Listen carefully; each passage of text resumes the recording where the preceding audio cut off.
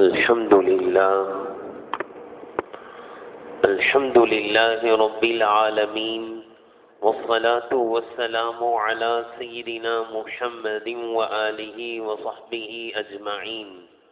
أما بعد، فقد قال الله تبارك وتعالى في القرآن الكريم: وإذا كنت فيهم فأقمت لهم الصلاة فلتقم طائفة منهم معك وليأخذوا أسلحتهم فإذا سجدوا فليكونوا من ورائكم ولتأت طائفة أخرى لم يصلوا فليصلوا معك وليأخذوا حذرهم وأسلحتهم ود الذين كفروا لو تغفلون عن أسلحتكم وأمتعتكم فيميلون عليكم ميلة واحدة ولا جناح عليكم إن كان بكم أذى من مطر أو كنتم مرضى أن تضعوا أسلحتكم وخذوا حذركم إن الله أعد للكافرين عذابا مهينا. فإذا قضيتم الصلاة فاذكروا الله قياما وقعودا وعلى جنوبكم فإذا اطمأننتم فأقيموا الصلاة إن الصلاة كانت على المؤمنين كتابا موقوتا. صدق الله العلي العظيم. السلام عليكم ورحمة الله وبركاته. கண்ணியத்திற்குரிய கனவான்களே, பெரியோர்களே, அல்லாஹுவின் நல்லடியார்களே, அல்லாஹுவின் பேரருளால் இது 236வது வார தஃப்சீராக இருக்கிறது. இதுவரை அல்லாஹுவின் பேரருளால் சூரத்துன் நிசாவின் 101வது வசனம் வரை உள்ள சுருக்கமான விளக்கத்தை நாம் பார்த்து, இன்று சூரத்துன் நிசாவினுடைய 102 இன்னும் 103வது வசனத்தின் விளக்கத்தை நாம் பார்க்கவிருக்கின்றோம். சூரத்துன் நிசாவினுடைய 101வது வசனத்தில் அல்லாஹு தாலா பயணத்தில் இருப்பவர்கள் தொழுகையை சுருக்கி தொழலாம் என்ற அந்த சட்டதிட்டங்களை எல்லாம் அல்லாஹு தாலா இந்த சூரத்துன் நிசாவின் 101வது வசனத்தில் அல்லாஹு தஆலா குறிப்பிட்டிருப்பதை சென்ற வாரம் நாம் சற்று விரிவாகவே அதை பார்த்தோம். அதை தொடர்ந்து 102வது வசனத்தில் அல்லாஹு தஆலா அச்ச நேர தொழுகை என்று சொல்லப்படக்கூடிய ஸலாத்துல் ஹௌஃப் ஒன்று இருக்கிறது. ஸலாத்துல் கஸ்ர், சுருக்கி தொழுவது. மற்றொன்று ஸலாத்துல் ஹௌஃப், யுத்த பதற்றம் இருக்கும் நேரத்தில் அல்லது யுத்தமே நடைபெற்று கொண்டிருக்கக்கூடிய நேரத்திலும் கூட தொழுகையை விடக்கூடாது, இப்படி தொழ வேண்டும் என்ற முறையை அல்லாஹ் தஆலா சூரத்துன் நிசாவினுடைய 102வது வசனத்தில் அல்லாஹ் தஆலா குறிப்பிடுகிறான். இதை பற்றியும் சென்ற வாரம் இறுதியில் ஓரளவு நாம் இதை தெரிந்து கொண்டோம். இதன் மூலமெல்லாம் தொழுகையினுடைய முக்கியத்துவத்தை நாம் அறிவது மிக முக்கியமானது என்பதை நாம் பார்த்தோம். இந்த ஆயத்து எப்பொழுது இறங்கியது என்பது சம்பந்தமாகவும் சென்ற வாரம் சொல்லியிருந்தோம். ஹுதைபியா உடன்படிக்கையின் போது லுஹர் தொழுகையை நிறைவேற்றுகிறார்கள். இன்னும் யுத்தம் எல்லாம் ஆரம்பிக்கவில்லை. அந்த ஹுதைபியா உடன்படிக்கையில் யுத்தமும் நடைபெறவும் இல்லை. இருந்தாலும் அவர்கள் பேசிக்கொள்கிறார்கள், லுஹர் தொழுவும் போதே நம்ம அவங்கள தாக்கி இருக்கலாமே, மிஸ் பண்ணிட்டோமே அப்படின்னு. அப்ப சில பேர் சொல்றாங்க, இல்ல இன்னும் கொஞ்ச நேரத்துல இன்னொரு தொழுகை வரும், அதை தொழுவாங்க. அப்ப தொழுகும் பொழுது நாம் ஒரேடியாக அவர்களை தாக்கி விடலாம் என்று சொல்லும் பொழுதுதான் அல்லாஹு தஆலா அந்த லுஹருக்கும் அசருக்கும் இடையிலே நீங்கள் தொழுகையில் ஈடுபடும் பொழுது அவர்கள் உங்களை தாக்கலாம் என்று அங்கு திட்டம் தீட்டுக் கொண்டிருக்கின்றார்கள். எனவே தொழுகின்ற முறையை நீங்கள் இப்படி தொழ வேண்டும், தொழுகையை விடக்கூடாது. தொழுதால் உங்களை தாக்கி விடுவார்கள், எனவே தொழுகையை விட்டு விடுங்கள் என்று அல்லாஹ் சொல்லவில்லை. எல்லா நேரத்திலும் தொழ வேண்டும். யுத்த களத்திலும் தொழுதார்கள் சஹாபாக்கள். என்று சொன்னால் நாம் நம்முடைய கடையில் உத்தியோகத்தில் வீட்டில் இருந்து கொண்டு ஏன் தொழ முடியாது? பயணத்தில் இருந்து கொண்டு ஏன் தொழ முடியாது? அதிலும் குறிப்பாக அந்த அச்ச நேர தொழுகையின் முறையை சொல்லும் பொழுது அல்லாஹு தஆலா நபி ஸல்லல்லாஹு அலைஹி வஸல்லம் அவர்களை இமாமாக ஆக்கி சஹாபாக்கள் பின்னால் இருந்து எப்படி தொழ வேண்டும், அதாவது அந்த நேரத்திலும் இமாம் ஜமாத்தோடு எப்படி தொழ வேண்டும் என்பதைத்தான் அல்லாஹ் இறக்கினான். இப்ப நீங்க தொழுதீங்கன்னா தாக்கிடுவாங்க, அதனால தனித்தனியா தொழுவுங்கன்னு சொல்லல. அதிலும் நபி ஸல்லல்லாஹு அலைஹி வஸல்லம் இருக்கும்போது 2 ஜமாத் ஆக்குவாங்களா சஹாபாக்கள்? ஆக்க மாட்டாங்க. 2 ஜமாத் ஆக்கி தொழுவுங்க அப்படின்னு அல்லாஹ் சொல்லல, ஒரே ஜமாத்.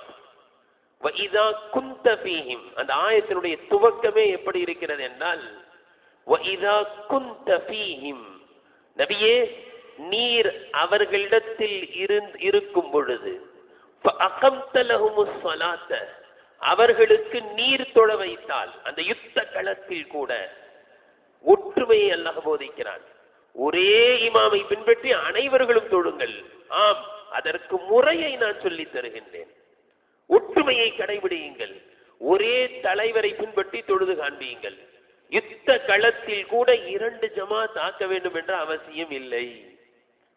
தேவைப்பட்டால் ஆக்கிக் கொள்ளலாம் என்ற அனுமதி இருந்தாலும் கூட ஒரே இமாமை பின்பற்றி எப்படி தொழுவது?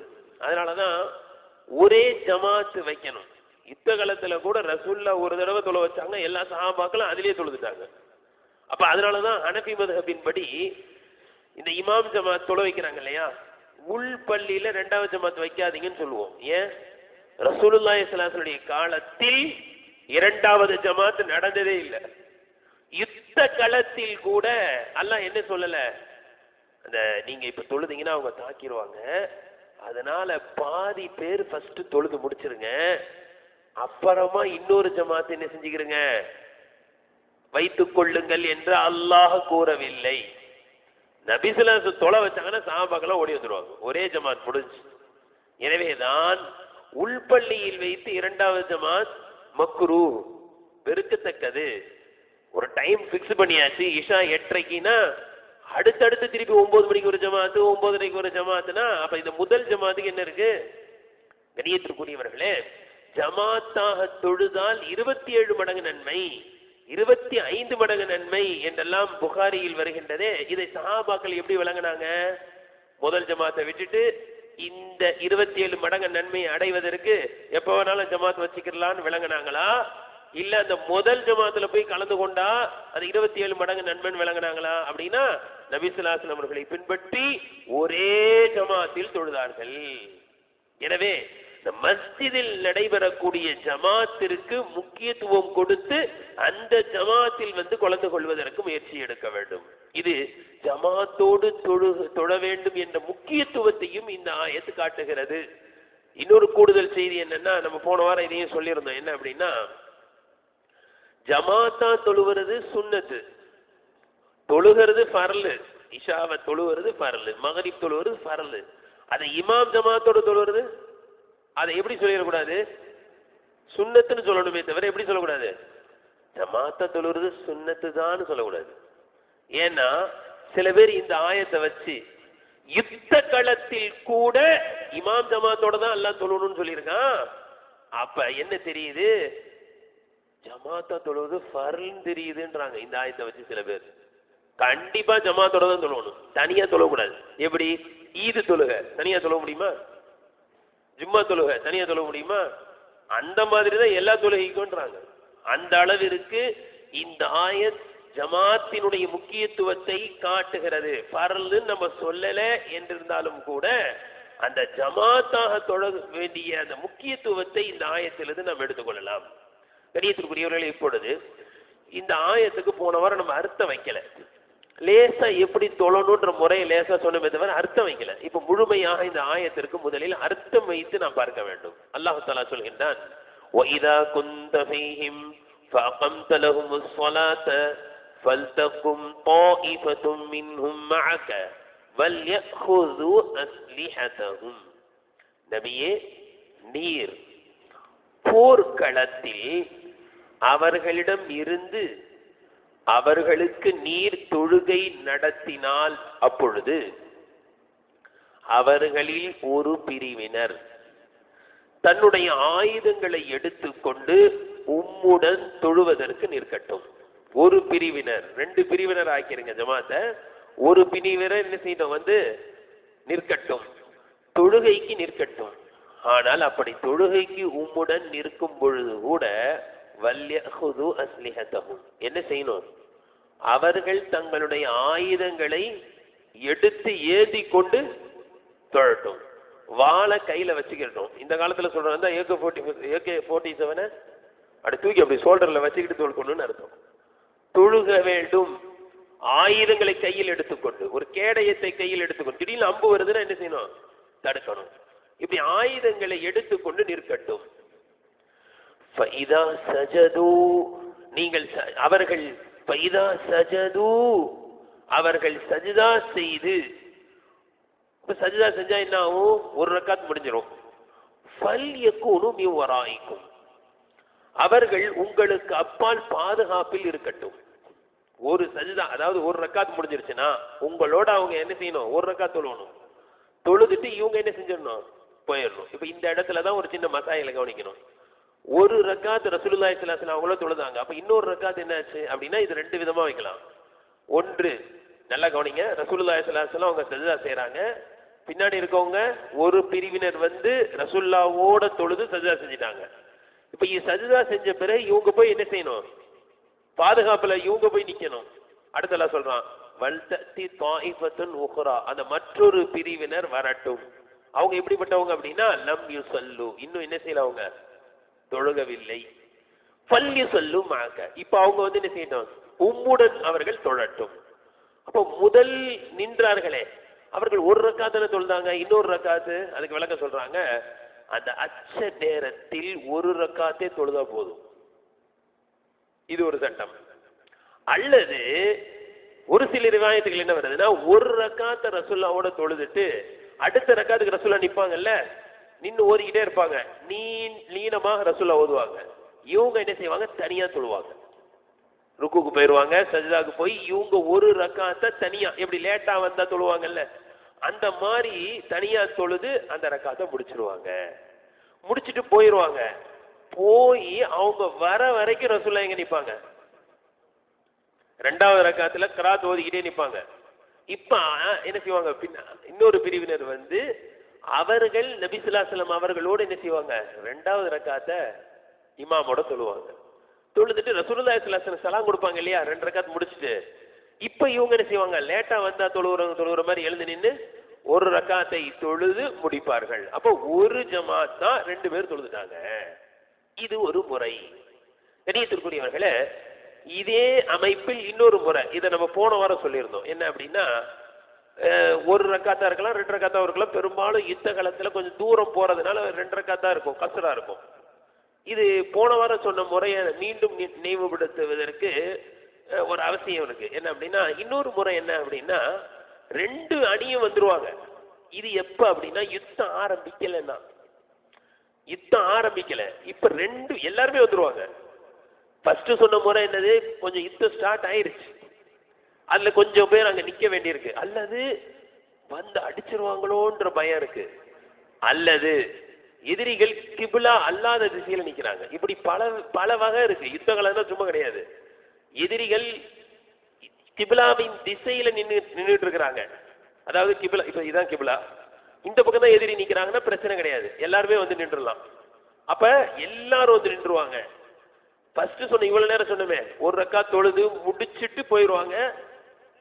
ஒரு பிரிவினர் அங்க நின்றுகிட்டே இருப்பாங்க. இது எப்பன்னா, கிபிலாவை முன்னோக்கி இந்த பக்கம் தொழ வேண்டி இருக்கு, எதிரிகள் எந்த பக்கம் நிக்கிறாங்க, இந்த பக்கம் நின்றுட்டு இருக்காங்க. அப்ப என்ன செய்ய முடியும், இப்ப எல்லாருமே நின்ற முடியாத, அப்பதான் என்ன செஞ்ச, 2 பிரிவை ஆக்கிடணும்.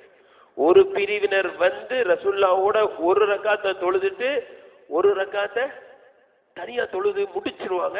ரசூலுல்லாஹ் அது வரைக்கும் எங்க நிப்பாங்க, தயாம்லே நின்று ஓதிக்கிட்டே இருப்பாங்க, அந்த பிரிவினர் வர வரைக்கும். இது எப்பன்னா, கிபிலா அல்லாத திசையில் நிற்கும் போது இந்த மாடல்ல தொழுவாங்க.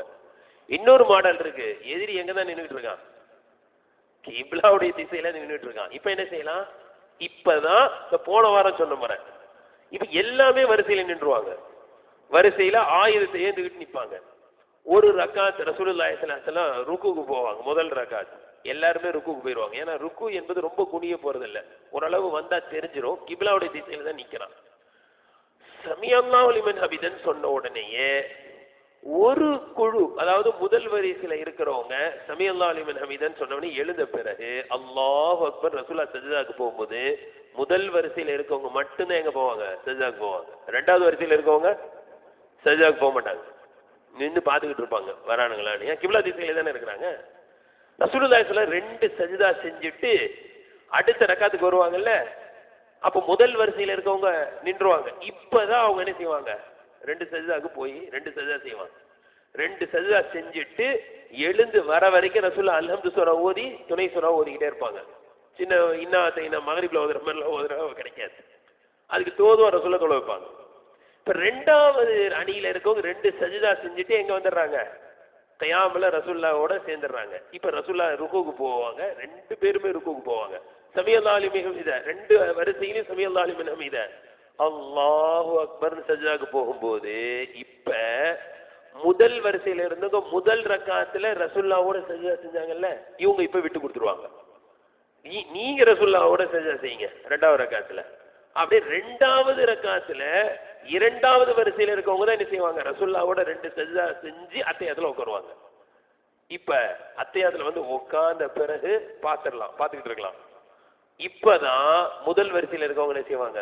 2 சஜ்தா செஞ்சு அத்தையாத்துல வந்து ஜாயிண்ட் ஆகிற வரைக்கும் ரசூலுல்லாஹ் என்ன செய்வாங்க? அத்தையாத்துல துவாவை நீளமா ஓதிக்கிட்டு இருப்பாங்க.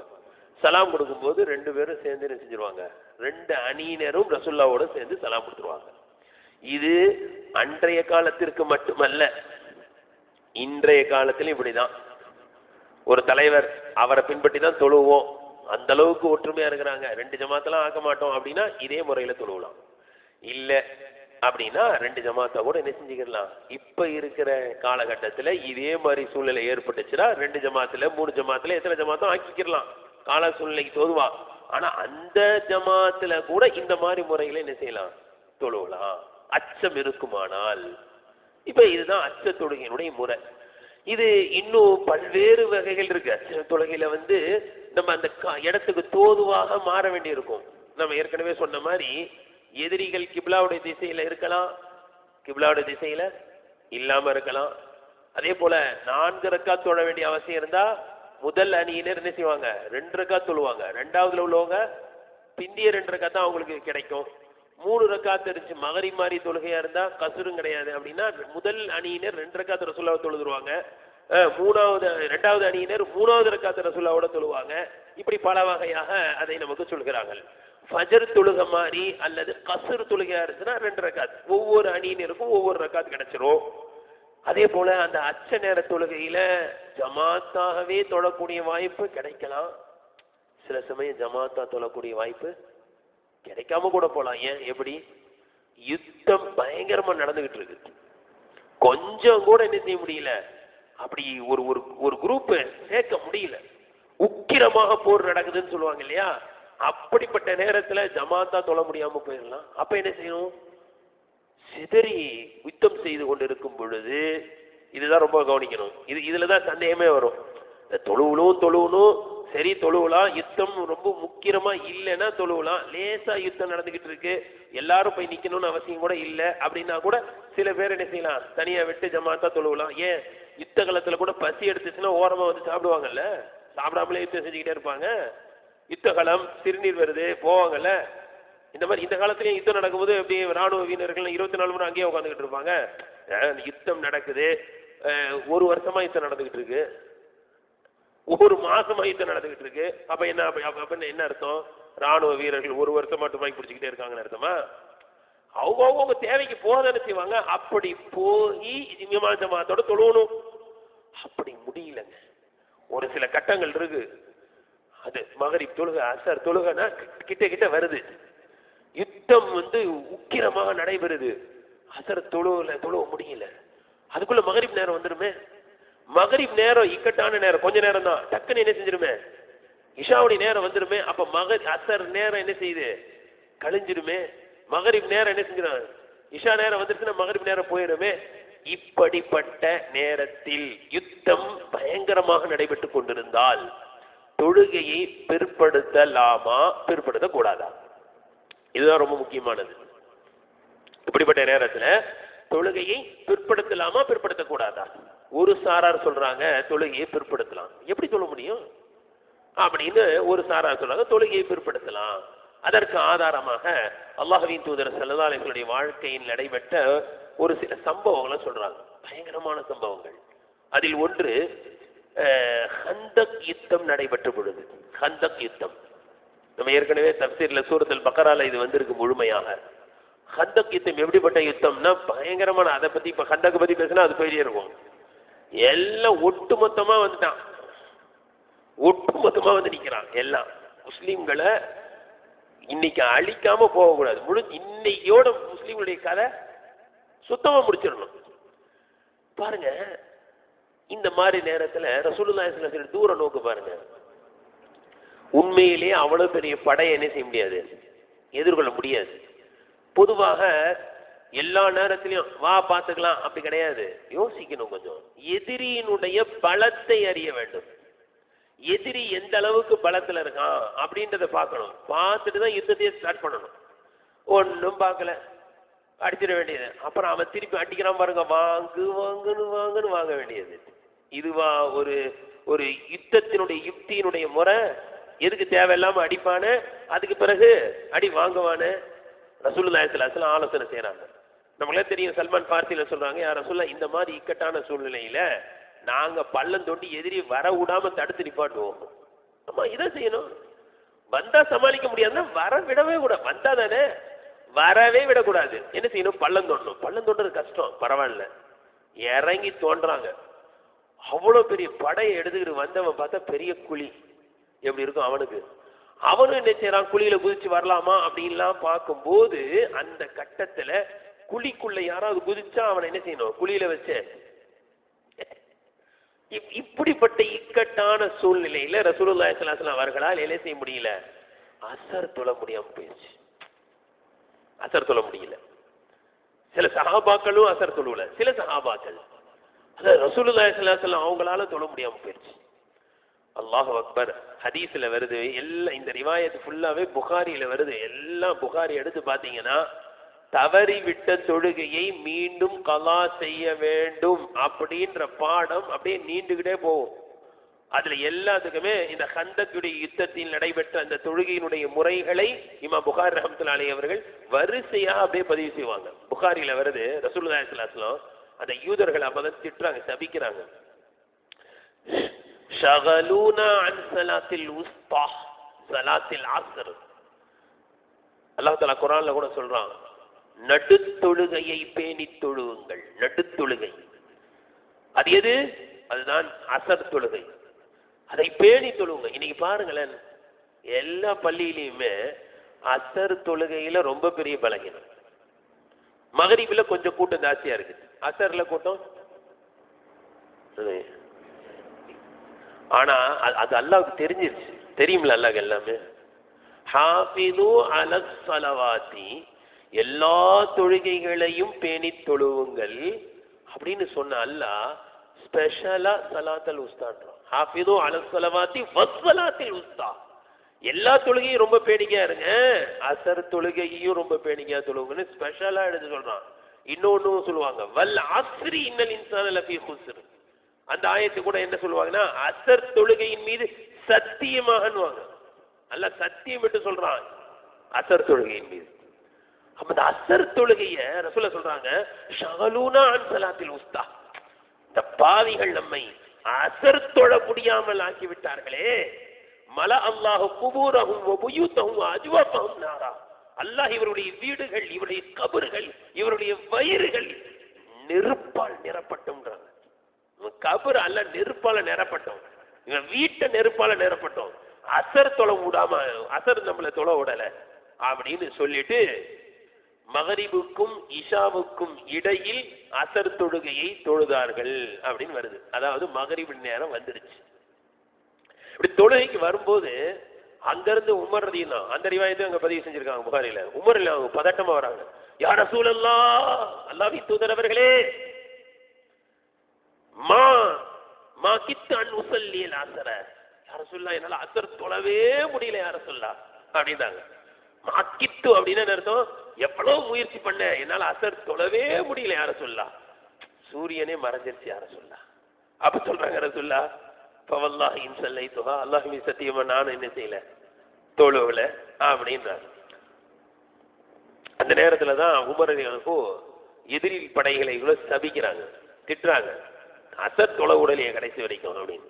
அப்ப ரசூலுல்லாஹி ஸல்லல்லாஹு அலைஹி வஸல்லம் உமர் ரலியல்லாஹு கூப்பிட்டு அசர் தொழுவாதவங்களாம் கூப்பிட்டு ஒரு சின்ன பள்ளத்தாக்கு புத்ஹான் அப்படின்ற இடத்துக்கு, அந்த இடத்துக்கு பேர், அங்க போயிட்டு என்ன செய்யறாங்க, ஒளி செஞ்சு சூரியன் மறைந்த பிறகு அசரை தொழுதார்கள். பிறகு என்ன செஞ்சாங்க, மகரிபு தொழுதாங்க. இதுல இருந்து எவ்வளவோ சட்டங்களை எடுத்துடுறாங்க. அதுல ரொம்ப முக்கியமான சட்டம், தொழுகை கலாவாக ஆகிவிட்டால் என்ன செஞ்சே ஆகணும், தொழுதே. சில பேர் கலாவான தொழு தேவையில்லைன்னு இருக்கேன், எதை பார்த்தான்னு சொல்றான்னு தெரியல. இது எல்லா ரிவாயத்தும் புகாரில வருது. ரெண்டாவது, வரிசையா தொழுவணும். முடிஞ்ச என்ன செய்யணும், அதை வரிசையா தான் தொழுவணும். அசரை தொழுத பிறகுதான் என்ன செஞ்சாங்க, மகரிபு தொழுதாங்க. அப்ப வரிசையும் ரொம்ப முக்கியம் அப்படின்றதையும் விளங்கிக்கலாம். இதே போல புகாரியில ஒரு ரிவாயத்துல வருது, அதாவது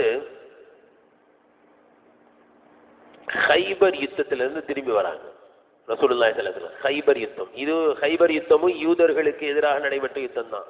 இந்த ஹந்தக் யுத்தம் ரொம்ப டேஞ்சர், பள்ளம் தோண்டாங்கல்ல, இதை சூழ்ச்சி செஞ்சு இவ்வளவு பெரிய படையை திரட்டி கொண்டு வந்தது யாருதான், யூதர்கள் பண்ண வேலைதான். ஹைபர் யுத்தம், அந்த யுத்தத்துல முடிச்சுட்டு வெற்றி அடைஞ்சு ரொம்ப டயர்டா வராங்க. இந்த ஹதீஸ் எல்லாம் பார்க்கும்போது உண்மையிலே கண்ணீர் வடிக்கணும். கூட்டு வராங்க, சஹாபாக்கள் நடக்க முடியல, நடந்துகிட்டே இருக்காங்க. இரவு, நம்ம யோசிச்சு பாருங்க, வேலைக்கு போயிட்டு வந்தாலே அப்படியே இரவுல அசந்து தூங்குறோம். யுத்தத்துக்கு போயிட்டு வராங்க, போயிட்டு வந்தா இரவெல்லாம் நடக்க வைக்கிறாங்க. நடந்து நடந்து நடந்து வராங்க. சஹாபாக்கள் கேக்குறாங்க, லோ ஹர்ரஸ்தல பினா யா ரசூலல்லாஹ், யா ரசூலல்லாஹ் கொஞ்சம் எங்களை ரெஸ்ட் எடுக்க விட்டா நல்லா இருக்குமேன்ற, எங்களை கொஞ்சம் இளப்பார வைத்தான் நன்றாக இருக்குமே. கேட்டாங்க. இதுக்கு ரசூல்லா சொன்ன பதில் என்ன தெரியுமா? ரசூல்லாவுக்கு இறக்கம் இல்லையா? யுத்தத்துக்கு போயிட்டு வந்தா களைப்பு இருக்காதா? ரசூல்லா சொன்ன பதில் என்ன தெரியுமா? அகாஃபு அன் தனாமு அனிஸ்ஸலா, நான் உங்களை தூங்க விட்டுருவேன், ஆனா ஃபஜருக்கு உங்களால எழும்ப முடியாம போயிருன்ற பயம் எனக்கு இருக்குன்றாங்க. உங்களை நான் தூங்குறதுக்கு அனுமதிச்சிருவேன், ஆனா ரொம்ப டயர்டா இருக்கீங்க. நம்ம என்ன நினைப்போம், ரொம்ப டயர்டா இருக்கு தூங்கிடுவோம் அப்படின்னு நினைப்போம். ரசூலா சொல்றாங்க, ரொம்ப டயர்டா இருக்கீங்க தூங்கக்கூடாது. ஏன்? தூங்குனீங்கன்னா ஃபஜருக்கு எழும்ப முடியாது. அந்த பயம் எனக்கு இருக்கு, அதனாலதான் நான் உங்களை நடக்க விட்டு கூட்டு போயிட்டு இருக்கேன். தொழுகையுடைய முக்கியத்துவம் எவ்வளவுன்னு விளங்குதா? யுத்த காலத்துக்கு போயிட்டு வராங்கங்க, களைச்சு போயிருக்காங்க. எத்தனை பேருக்கு என்னென்ன வெட்டப்பட்டிருக்கும், எங்கெங்க காயப்பட்டிருக்கும், எவ்வளவு சிரமத்தோட நடந்து வராங்க. சஹாபாக்கள் சொல்றாங்க, மஅன் நபி சிர்னா மஅன் நபி ஸல்லல்லாஹு அலைஹி வஸல்லம் லைலத்தன், இரவுல ரசூலுல்லாஹ்வோட நடந்து போயிட்டே இருக்கும். லவ் அர்ரஸ்த பினா யா ரசூலல்லாஹ், ரசூலுல்லாஹ் எங்களை தூங்குறதுக்கு விட்டா நல்லா இருக்குமே. அகாஃபு அன் தனாமு அனிஸ்ஸலா, விட்டுருவேன், ஃபஜருக்கு எழும்ப மாட்டீங்களேன்னு பயமா இருக்கு. அப்போ உடனே பிலால் ரலியல்லாஹு அன்ஹு, அவங்க தானே முஅத்தின், அவங்க உடனே சொல்றாங்க, யா ரசூலல்லாஹ் எல்லாரையும் தூங்க விடுங்க, நான் முழிச்சுக்கிட்டு எழுப்பி விட்டுறேன்றாங்க. அப்புறம் சொல்லுங்க, எழுப்பி விடுவீங்களா? எழுப்பி விட்டுறேன் அப்படின்னு உடனே எல்லாரையும் படுக்க விட்டாங்க. ரசூலுல்லாஹ் படுக்க விட்ட உடனே பிலால் என்ன செஞ்சாங்க, படுக்கல, ஒரு ஒட்டகத்தை உட்கார வச்சாங்க. எல்லாரும் ஒட்டகத்தையும் உட்கார வச்சிருவாங்கல்ல, உட்கார வச்சுட்டு தூங்கிட்டு இருந்த ஒட்டகத்துடைய முதுகுல சாஞ்சு உட்கார்ந்தாங்க. அவ்வளவுதான். சுபஹானல்லாஹ். அவங்களும் களைச்சு போய் தானே இருந்தாங்க, அப்படியே தூங்கிட்டாங்க. சூரியன் உதிச்சு அதோடைய கீற்று சஹாபாக்களுடைய முகத்துல அடிக்குது. யாரும் எழும்பல. யார் தான் ஃபர்ஸ்ட் எழுந்தா? ரசூலுல்லாஹி ஸல்லல்லாஹு அலைஹி வஸல்லம் ஃபர்ஸ்ட் எழுந்தாங்க. எழுந்து உடனே பிலால் முழிச்சு என்ன கேட்டாங்க தெரியுமா? ரசூலுல்லா எழுந்த உடனே, ஐனமா குல்த பிலாலே, நீ சொன்னது எங்க போச்சுன்னு கேட்டாங்க. நீ என்னமோ எழுப்பி விடுறேன்னு சொன்னியே, நீ சொன்னது என்ன ஆனது பிலால் அப்படின்னாங்க. பிலால் சொல்றாங்க, அல்லாஹ்வே சத்தியமா இந்த மாதிரி தூக்கம் இது வரைக்கும் வந்தது இல்லை. நம்ம கூட சொல்லுவோம்ல, பாசந்த தூங்கி இந்த மாதிரி தூங்கல. சொல்றாங்க யாரும் சொல்ல, இந்த மாதிரி அல்ல தூங்க வச்சான். ஏன் தூங்க வச்சான் அப்படின்னா, ஒரு கால் நாமளும் நம்ம வாழ்க்கையில தூங்கிட்டா எழுந்து தொழுவணும் என்பதை காட்டுறதுக்கு தூங்க வச்சான் அல்ல. சொல்றாங்க, இது வரைக்கும் இவ்வளவு ஆழ்ந்த தூக்கம் எனக்கு வந்ததே இல்லை. நான் தூங்கணும்னு நினைக்கல யார சொல்லா, இது வரைக்கும் என்னுடைய வாழ்க்கையில இப்படிப்பட்ட ஒரு ஆழ்ந்த தூக்கத்தை நான் பெற்றதே இல்லை. அவ்வளவு ஆழ்ந்த தூக்கம் வந்துருச்சு. சரி, இப்ப சூரியன் உதித்து கொண்டு இருக்கிறது, அதுக்குள்ள முடிச்சுட்டாங்க.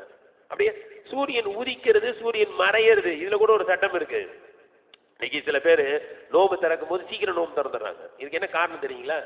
சூரியனுக்கு ஒரு வட்டம் இருக்கு இல்லையா? சூரியன் ஒரு தடி, பூமியை விட பெருசு இல்லையா? பூமியை விட சூரியன் பெருசு. அது மறைய ஆரம்பிச்சு மறையறதுக்குன்னு கொஞ்ச நேரம் ஆகுமா இல்லையா? மறைய இவ்வளவு பெருசுன்னு வச்சுக்க, நம்ம கண்ணுக்கு இவ்வளவு பெருசா தானே தெரியுது. இப்படின்னா உதிக்கும் போது மேல என்ன செய்யும், ஃபர்ஸ்ட் வரும். மறையும் போது கீழே உள்ள வட்டம் என்ன செய்யும், மறையும். என்னன்னா மறைய ஆரம்பிக்கும் போது இந்த ஹிந்து பேப்பர்ல எல்லாம் மறையும் நேரம்னு போட்டுருவான். உதாரணத்துக்கு 6:30 மறைய ஆரம்பிக்குதுன்னு வைங்க. அந்த மறைய ஆரம்பிக்கும் போதே 6:30 மறையும் நேரம் போடுவோம், உடனே நோம்பு திறந்தாங்க. அப்படி கிடையாது, அந்த வட்டம் முழுவதும் உள்ளே போக வேண்டும். அந்த மாதிரி என்ன செய்யுது, இப்ப உதிக்க ஆரம்பிச்சிருச்சு. அதாவது அது என்ன வார்த்தை ஹாஜிப் அப்படின்னு, லேசா அந்த மேல் பகுதி தான் உதிக்க ஆரம்பிச்சு ரசூலுல்லாஹ் முடிச்சுட்டாங்க, எல்லாரும் எழுப்பிட்டாங்க. சூரியன் உதித்து கொண்டு இருக்கும்போது என்ன செய்யக்கூடாது, சொல்லக்கூடாது. அதனால என்ன செய்யற, ரசூலுல்லாஹ் கொஞ்ச நேரம் அப்படி கூட்டு போய் சூரியன் ஃபுல்லா உதிச்ச பிறகு என்ன செய்யறாங்க, பாங்கு சொல்ல வச்சு என்ன செய்யறாங்க. அப்ப இதுல இருந்து ஒரு சட்டம் என்னது, கலா தொழுகைக்கு கூட பாங்கு சொல்லலாம். கலா தொழுகையை கூட என்ன செய்யலாம், இமாம் ஜமாத்தோட சொல்லலாம். ஆனா இன்னொரு சட்டம் இருக்கு. இது யுத்த காலத்துல எல்லாருக்கும் கலாவாயிடுச்சு, அதனால ஜமாத்தை வச்சாங்க. இப்ப யாருக்காவது ஒருத்தருக்கு கலா போய் நான் ஜமாத்தா தொழுவ போறேன், நேற்று ஃபஜர் மிஸ் ஆயிடுச்சு, நேற்று ஃபஜர் யாராவது விட்டீங்களான்னு கேட்டுக்கிட்டு தெரியக்கூடாது. இது எல்லாத்துக்கும் மிஸ் ஆயிடுச்சு. உதாரணத்துக்கு வச்சுக்கிறோமே, ஒரு சில பள்ளிகள்ல டேங்க்ல எப்பயாவது காக்கா விழுந்துரும், தெரியாம ஒழு செஞ்சிருப்பாங்க. அதுக்கப்புறம் தான் தெரிஞ்சிருக்கும் நேற்று ஃபஜர் தொழுது என்ன செய்யல, கூடல. அப்ப அந்த தொழுகை என்ன செய்வாங்க, மீட்டுவாங்க. இப்ப என்ன செய்யல, எல்லாருக்கும் தொழுவு கூடல. அந்த பள்ளியில அன்னைக்கு தொழுகங்களுடைய எல்லாரும் தொழுகையும் கூடல. அந்த ஜமாத்தை என்ன செய்யலாம், அப்புறமா தான் தெரிஞ்சிச்சு. ஒரு 10 மணி 15 மணிக்கு தான் பார்த்தா ஏதோ வாடை வருதேன்னு கண்டுபிடிச்சா பார்த்தா ஊதி வெடிச்சு கிடக்கு. அப்ப நேத்து ஈஷா, நேத்து இன்னைக்கு ஃபஜர் தொழுது கூட போயிடுச்சே அப்படின்னா இப்ப என்ன செய்யலாம், எல்லாரும் சேர்ந்து ஜமாத். இல்லைன்னா கலாவான தொழுகைய பகிரங்கமா தொழுவுறதே பாவம். ஏன், கலா ஒரு பாவம், அந்த பாவத்தை பகிரங்கமா செய்யறது ஒரு குற்றம். அதை மறைச்சுதான் தொழுவணும், இது ஒரு சட்டம். கணியத்திற்குரியவர்களே, இப்படி நபி ஸல்லல்லாஹு அலைஹி வஸல்லம் அவர்கள் அந்த தொழுகையை சூரியன் உயரமாக வந்து வெளிச்சம் நன்கு வந்த பிறகு தொழுதார்கள் என்பதை எல்லாம் பார்க்கிறோம். அப்ப இங்க நம்ம என்ன விளங்குறோம், இந்த ஹதீஸ் எல்லாம் வச்சா இந்த மாதிரி யுத்த காலத்துல தொழுகை என்ன செஞ்சிருக்கு, மிஸ் ஆயிருக்கு. அதே போல இன்னொரு சம்பவம் நம்மளுக்கு தெரியும். பனு குரைலா அப்படின்ற யூதர்களை எதிர்த்து போகும்போது, அதாவது ஹந்தக் யுத்தத்தை பத்தி இப்ப கூட சொன்னோம் இல்லையா, பயங்கரமானது. குழி தோன்றதுன்னா சாதாரண விஷயமா? நமக்கு இங்க ரோட்ல ஒரு குழி தோன்றதுக்குள்ள எத்தனை நாள் ஆயிடுச்சு, பிளாக் பண்ணி வச்சிடறாங்க. என்ன பாடு, மதீனாவை சுத்தி ஒரு பகுதியில தோண்டணும்னா எவ்வளவு பெரிய கஷ்டம். எல்லாத்தையும் முடிச்சுட்டு ஹந்தக் யுத்தத்துக்கு வந்தவெல்லாம் ஓடி போயிட்டான். ஆயுதங்கள், கடபார, மம்பட்டி என்னென்ன கொண்டு போயிருப்பாங்கல்ல, ஹதீஸ்ல அப்படியே வருது. வீட்டுக்கு வந்து ஆயுதத்தெல்லாம் வச்சுட்டு குளிப்போன்னு சொல்லி ரசூலுல்லாஹ் குளிச்சுக்கிட்டு இருக்காங்க. குளிச்சுக்கிட்டு இருக்கும்போது ஜிப்ரீல் அலைஹிஸ்ஸலாம் வந்துட்டாங்க. வந்து சொல்றாங்க, யா ரசூலுல்லாஹ், நீங்க ஆயுதத்தை வச்சுட்டீங்க, மலக்குமார்களாகிய நாங்க இன்னும் ஆயுதத்தை கீழே வைக்கலேன்ற. ஏன் கேக்குறாங்க. பனு குரைலா யூதன் அடுத்த திட்டத்தை போட்டான், உங்க மேல யுத்தம் செய்யறதுக்கு, யுத்தம் தொடுக்கிறது அடுத்த கட்ட நடவடிக்கையை ஸ்டார்ட் பண்ணிட்டான். அதனால உடனடியாக நீங்கள் என்ன செய்யணும், நாங்களே இன்னும் ஆயுதத்தை கீழே வைக்கல. அப்படியே வருது புகாரில. நீங்க என்ன செய்யணும், உடனடியாக ஆள் அனுப்பணும். ரசூலை வேகமா குளிச்சுட்டு வெளில வராங்க, சஹாபாக்களை கூப்பிட்டு ஒரு குழுவை தயார் பண்ணி, நான் பின்னாடி வருவேன், நீங்க உடனடியா என்ன செய்யணும், உடனே போகணும். அதை உடனே போகணுன்றதை எப்படி சொல்றாங்க அப்படின்னா, லா யுஸல்லியன்ன அஹதுன் அல் அஸ்ர இல்லா ஃபீ பனி குரைலா. உங்கள யார், லுஹருக்கு பிறகு சொல்றாங்க, அசர் தொழுகையே பனு குரைலாவிடத்தில் தான் தொழ வேண்டும். அசர் தொழுகையை உங்களில் யாரும் பனு குறைலாவிடமே தவிர தொழக்கூடாது அப்படின்னு அர்த்தம். அசர் தொழுகை நேரம் வர்றதுக்குள்ள அங்க போய் இந்த படம் சேரணும், நாங்க அதுக்குள்ள வந்துருவோம், பின்னாடி வருவோம். இப்ப இந்த படம் போகும்போது பனு குறைலாவை அடைவதற்கு முன்பாகவே என்ன வந்துருச்சு, அசர் தொழுகை நேரம் வந்துருச்சு. சில பேர் சொல்றாங்க அசர் தொழுகை நேரம் வந்துருச்சு, பனு குறைலாவை அடையிறதுக்குள்ள எது போயிடும், அசர் தொழுகை நேரம் போயிடும். அசர் தொழுகை நேரம் வந்த உடனே அவங்க சொல்லல, அசர் தொழுகை நேரம் வந்துருச்சு, போய்கிட்டே இருக்காங்க, சூரியன் மறைய ஆரம்பிக்க போகுது. இப்ப சொல்றாங்க இன்னும் நம்ம போய்கிட்டே இருந்தா எது போயிடும், அசர் தொழுகை. பாருங்க அசர் தொழுகையுடைய நேரத்தின் முக்கியத்துவம். சஹாபாக்களுக்கு அந்த சிந்தனை, தொழுகை நமக்கு எந்த சிந்தனையும் இல்லை. பயணமா காரை எடுத்தா போய்கிட்டே இருக்க வேண்டியது, அசர் அது மகரிப் அது இஷாவா அது ட்ரெயின் போய்கிட்டே இருக்கும், ஏர்போர்ட் எல்லா இடத்துலையும் தொழுவணும், ஏரோப்ளேன்ல தொழுவணும், ரயில் நிலையத்துல தொழுவணும், விமான நிலையத்துல தொழுவணும். அதுக்குன்னு இடமே ஒதுக்கி வச்சிருக்காங்களே, தொழுவுறதுக்கு என்ன வலிக்குது? அப்ப சில பேர் சொல்றாங்க அசர் தொழுகை நேரம் மிஸ் ஆகிற மாதிரி தெரியுது, அசர் தொழுக போறோம். சில பேர் சொல்றாங்க ரசூலுல்லாஹ் என்ன சொன்னாங்க, அசரை பனு குறைலாவிடம் தான் தொழ வேண்டும், எனவே நாங்க தொழ மாட்டோம், அசர் எங்க போய் தொழ போறோம், அங்கதான் போய் தொழுவோம். சில பேர் சொன்னாங்க ரசூலுல்லாஹ்வுடைய நோக்கம் என்ன, அசரே மிஸ் ஆனாலும் பரவாயில்ல, நீங்க தொழாம அங்க போய் தான் தொழுவணும்னு நான் சொன்னாங்க. அந்த நேரம் தான் முக்கியம், அதுக்குள்ள நீங்க போய் சேருங்கன்னு சொன்னாங்க, நம்மளால சேர முடியல, அதனால என்ன செய்ய நாங்க தொழுவ போறோம்னு பாதி பேர் தொழுதாங்க, பாதி பேர் அங்க போய் மகரிபுடைய நேரம் வந்த பிறகுதான் தொழுதாங்க. இந்த ரெண்டு நிகழ்ச்சியும் கொண்டு வந்து என்ன செய்யறாங்க, ரசூலுல்லாஹ் கிட்ட சொல்றாங்க. ஹதீஸ்ல வருது, ரசூலுல்லாஹி ஸல்லல்லாஹு அலைஹி வஸல்லம் அவர்களில் யாரையும் நபி ஸல்லல்லாஹு அலைஹி வஸல்லம் அவர்கள் குறை கூறவில்லை. நீங்க சொன்னது ரைட்டு, அவங்க அசர் தொழுகை முடிஞ்ச பிறகு தொழுதுருக்காங்க. அதே ரசூலுல்லாஹ் என்ன செய்யல, பெருசுபடுத்தல. இன்னைக்கு சின்ன சின்ன சண்டை. ஏம்மா கணியத்துக்குரியல இந்த சம்பவம் ஏன் சொல்றோம் அப்படின்னா, இப்படிப்பட்ட யுத்த காலங்களில் தொழுகையை பிற்படுத்தி தொழுதிருக்கிறார்கள். அந்த யுத்தத்துல ரசூலுல்லாஹ் பிற்படுத்தி இருக்கிறாங்க. சஹாபாக்கள் என்ன செய்திருக்காங்க, பனு குறைலாவுடைய யுத்தத்துல அசர மகரிப் நேரத்துல தொழுதிருக்காங்க. எனவே யுத்தம் உக்கிரமாக நடைபெறக்கூடிய காலகட்டத்தில் தொழுகையை பிற்படுத்தலாம் என்பதற்கு தான் இதெல்லாம் ஆதாரமா சொல்றாங்க. இன்னும் சிலர் என்ன சொல்றாங்கன்னா, இல்ல யுத்த காலத்திலும் என்ன செய்யக்கூடாது, தொழுகையை பிற்படுத்தக்கூடாது. இந்த சம்பவம் எல்லாம் இந்த ஆயத்தை இறங்குறதுக்கு முன்னாடி, இந்த ஆயத்தை என்ன சொல்லுது, யுத்த காலத்துல இருக்கும்போது ரெண்டு பிரிவினை பிரிச்சு எப்படியா தொழுகை தானே வருது. அதனால யுத்த காலமா இருந்தா கூட என்ன செய்யணும், தொழுகையே அதற்குரிய நேரத்தில் தொழுகணும். ஏன்னா இந்த ஆயத்துக்கு அடுத்து உள்ள ஆயத்துல தான் என்ன வருது, இன்ன ஸலாத்த கானத் அலல் முஃமினீன கிதாபம் மௌகூதா, அந்த ஆயத்துக்கு தான் வருது. நிச்சயமாக தொழுகை முஃமின்களின் மீது நேரம் குறிப்பிடப்பட்ட கடமை. இந்த ஆயத்துல இறங்குறதுக்கு முன்னாடி நடந்த சம்பவம், அச்ச நேரத்துல எப்படி தொழுவணும் அப்படின்றதுலாம் அல்லாஹ் சொல்லிட்டானே. எனவே யுத்த களத்தில் கூட அப்படியே எப்படியாவது தொழணும், பிற்படுத்தக்கூடாது என்பதாகவும் சில நபர்கள் சொல்கிறார்கள். கணியத்திற்குரியலாக யுத்த களத்தில் நபி ஸல்லல்லாஹு அலைஹி வஸல்லம் அவர்கள் இப்படி இந்த அச்ச நேர தொழுகையை போன்று தொழுதது என்பது ஒரு 3 நேரங்கள்ல ரசூலுல்லாஹ் தொழ வச்சிருக்காங்க. இது மாதிரின்றாங்க. ஒன்று உஸ்மான் என்ற இடம், இரண்டாவது பனு சுலைம் என்ற கூட்டத்தார்கள் இடத்தில் சென்ற பொழுது, மூன்றாவது ஜாத்துர் ரிகா என்ற யுத்தத்தை முடித்து விட்டு வரும் பொழுது. இந்த ஜாத்துர் ரிகா அதிகமான நபர்கள் கேள்விப்பட்டிருக்க மாட்டோம். இந்த யுத்தத்தை ஜாத்துர் ரிகா அப்படின்னு ஒரு யுத்தம், உஹது தெரியும், கந்தக் தெரியும், ஹுனைன் தெரியும், பத்ர் தெரியும். ஜாத்துர் ரிகா அப்படின்னு ஒரு யுத்தம். ரிகா அப்படின்னா பேண்டேஜ்னு அர்த்தம், அதாவது துண்டு துணின்னு அர்த்தம். துண்டு துணியுடைய யுத்தம் அப்படின்னு அர்த்தம். அந்த அளவுக்கு கால்ல அடி. இன்னும் சில பேர் என்ன சொல்றாங்கன்னா, அந்த செருப்பு இல்லை சஹாபாக்களுக்கு, அதனால அந்த அந்த வெயில்ல நடந்து நடந்து வெடிச்சு போச்சு. அந்த வெடிப்போட நடக்க முடியாம எல்லா சஹாபாக்களும் கால்ல துணியை கிழிச்சு கிழிச்சு என்ன செஞ்சுக்கிட்டாங்க, கால்ல பேண்டேஜ் மாதிரி போட்டுக்கிட்டாங்க. அதனால அந்த யுத்தத்துக்கு பேரே ஜாத்துர் ரிகா. அந்த யுத்தத்துக்கு போயிட்டு வரும்போது ஒரு இடத்துல இரவுல தங்குறாங்க, ரொம்ப களைச்சு போய். ரசூலுல்லாஹி ஸல்லல்லாஹு அலைஹி வஸல்லம் கொஞ்சம் சஹாபாக்களை விட்டு விலகி தனியா தூங்குறாங்க. இந்த காலத்துல யாராவது தளபதி தனியா தூங்குவாங்களா?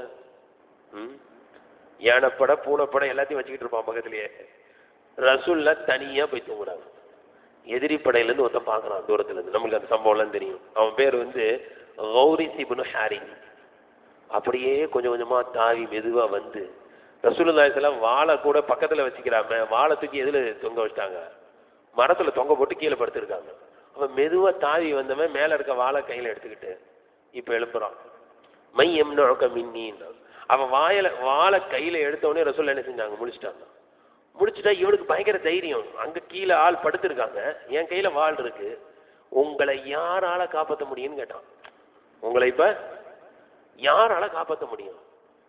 சுப்ஹானல்லாஹ். ரசூலுல்லாஹி ஸல்லல்லாஹு அலைஹி வஸல்லம் அல்லாஹ் இந்த வார்த்தை அவன் நடுங்கி வாள் கீழே விழுந்துருச்சு. உடனே ரசூல் என்ன செஞ்சாங்க? உடனே வாழை தூக்கி அவன் சட்டையை பிடிச்சிட்டாங்க. இப்ப கேட்டாங்க, மை எம்னவுக்கு மின்னி, உன்னை யார் காப்பாத்துவா சொல்லு. அவன் அல்லாஹ் மேல நம்பிக்கை இல்லாதவன், நீங்க தான் காப்பாத்தணும், ஏதோ பார்த்து செய்யுங்க, இந்த வாட்டி மன்னிச்சு விட்டீங்கன்னா உங்களுக்கு எதிர்ப்பா எந்த யுத்த காலத்திலையும் கலந்துக்க மாட்டேன். ரசூல் அப்பவும் கேட்கறாங்க, ஏன் நீ முஸ்லீம் ஆயிட்டா என்னன்னு கேட்கறான். நீ அல்லாஹ் ஏத்துக்க விட்டுறேன், இல்ல அது முடியாது, உங்களுக்கு எதிர்ப்பா நினைக்க மாட்டேன். இதான் பாருங்க, இஸ்லாம் வாழால பரவல, இல்ல நீ முஸ்லீமானதான் விடுவேன்ற சொல்லல. எடுத்து வைக்கிறாங்க, சத்தியத்தை எடுத்து வைக்க. மண்ணையும் கல்லையும் வணங்கிட்டு இருக்கீங்களே, சொல்லாம இருக்க முடியுமா? அதுக்கு தானே பாடுபடுறோம். அட நீ அல்லாஹ்வை ஏத்துக்கிறியா? ஏத்துக்க மாட்டேன், ஆனா யுத்தத்துல கலந்துக்க மாட்டேன். சரி போன்னு விட்டாங்க. இந்த சம்பவம் எல்லாம் நடந்து முடிஞ்ச பிறகு முன்னெச்சரிக்கை நடவடிக்கையாக ரசூலுல்லாஹி ஸல்லல்லாஹு அலைஹி வஸல்லம் அங்கேயும் ஸலாத்துல் ஹௌஃப் தான் சொல்றாங்க. கொஞ்சம் எச்சரிக்கையா இருக்கணும், ரொம்ப டேஞ்சரா இருக்கு இடம் அப்படின்றதுனால அந்த தாத்துர் ரிகா யுத்தத்தில் இந்த சம்பவத்திற்கு பிறகு அச்ச நேர தொழுகையை போன்று 2 ஜமாத்தாக்கி, ஒருத்தங்க என் பின்னாடி தொழுவோ, ஒருத்தங்க பாதுகாப்பு பணியில ஈடுபடுங்கள் என்பதாக அந்த நேரத்திலும் தொழுதார்கள் என்று வருகிறது. அப்ப இதுல இருந்து என்ன தெரியுது? முஸ்லிம்கள் எப்பொழுதும் அலட்சியமா இருக்கக்கூடாதுன்னு தெரியுது. அலட்சியமாக இருப்பது மிகவும் மோசமானது. இன்னைக்கு எந்த அளவுக்கு அலட்சியமா இருக்கும்? எல்லாம் நடந்து முடியும். ரசூலா எவ்வளவு எச்சரிக்கையா இருக்கிறாங்க. இந்த சம்பவம் நடந்துருச்சா, இதுக்கு பேர் என்ன செய்யணும்? உஷாரா இருக்கணும். என்ன தொழுவோம், அச்ச நேர தொழுகையை தொழுவோம், ஒரு பிரிவினை பாதுகாப்பு பணியில வைப்போம். அப்ப நாம என்ன செய்யறோம்னா, இந்த மாதிரி எச்சரிக்கையா இருக்கிறது இல்ல. ஒரு வியாபாரத்தை எடுத்துக்கிறீங்க, நஷ்டம் ஆன பிறகு நஷ்டம்னு சொல்றது ஏன் முன்னெச்சரிக்கையா நடக்க தெரியலையா? இப்படி போய்கிட்டு இருக்கே, இப்படி போனா என்னவாகும், எவ்வளவு நஷ்டமாகும், முன்னெச்சரிக்கை எல்லாம் நடந்து முடிஞ்ச பிறகு ஒரே வார்த்தை, எல்லாம் விதி. என்ன செய்யறது? இந்த விதின்ற வார்த்தை எப்ப பயன்படுத்துவாங்க தெரியுங்களா? இவங்க முன்னெச்சரிக்கை இல்லாம அலட்சியமா இருந்துட்டு நடக்க கூடாதது நடந்தா அப்ப என்ன சொல்றது? சரி விடுங்க விதி அப்படின்னு. நல்லா நடந்துருச்சுன்னு வைங்க, அப்ப யாராவது ஒருத்தர் விதி நடந்துச்சுன்னு சொல்லுவாங்களா? அது ஏன் திறமை, நான் யாரு, எப்படிப்பட்டாலும் அப்ப விதின்னு சொல்ல வேண்டியதானே. கல்யாணம் நல்லா நடந்து முடிஞ்சிச்சு, மாப்பிள்ளை பொண்ணு நல்லா வாழ்றாங்க அப்படின்னு வைங்களேன், அப்ப என்னது? விதிங்க நடக்குது. தலாக் ஆயிடுச்சுன்னு வைங்க, அப்பதானே சொல்லுவாங்க சரி விதி இவனு. இந்த மாதிரி இல்ல, முன்னெச்சரிக்கையாக இருக்கு எல்லா விஷயத்திலும். நபி ஸல்லல்லாஹு அலைஹி வஸல்லம் அவர்கள் முன்னெச்சரிக்கையோடு இருந்ததை போன்று நாமும் முன்னெச்சரிக்கையாக இருக்க வேண்டும். அல்லாஹ் அதுதான் குர்ஆன்ல சொல்றான். இந்த இடத்துல தஃசீல்ல இதையும் ஞாபகப்படுத்துறாங்க. ஒமா ஸலமஹுமுல்லாஹு வலாக்கின் அன்ஃபுஸஹும் யظلمون கானூ யظلمون. அல்லாஹ் யாருக்கும் அநியாயம் செய்ய மாட்டான், அவர்கள் தான் தங்களுக்கு தாங்களே அநியாயம் செய்து கொள்கிறார். முன்னெச்சரிக்கையா இருக்கணும், விழிப்புணர்வோடு இருக்கணும் என்ற படிப்பினை அல்லாஹ் தஆலா இங்கு வைத்திருக்கின்றான். அதாவது தொழுகைதான் என்றாலும் கூட அந்த நேரத்திலும் உயிரையும் உடமையையும் பாதுகாக்க வேண்டும் என்பதை இந்த ஆயத்தில் நமக்கு காட்டுது. தொழுதான் ஆகணும், தொழுகையை விடக்கூடாது, அதற்காக உயிரையும் விட்டுறக்கூடாது, அதுக்காக உடைமைகளை விட்டுறக்கூடாது. தொழுகையே இருந்தாலும் கூட தொழுகைக்குள்ளாக கூட எச்சரிக்கையா இருங்க. அந்த ஆயத்தை இன்னும் கூட அர்த்தம் வச்சு முடிக்கல, பெரிய ஆயத்து.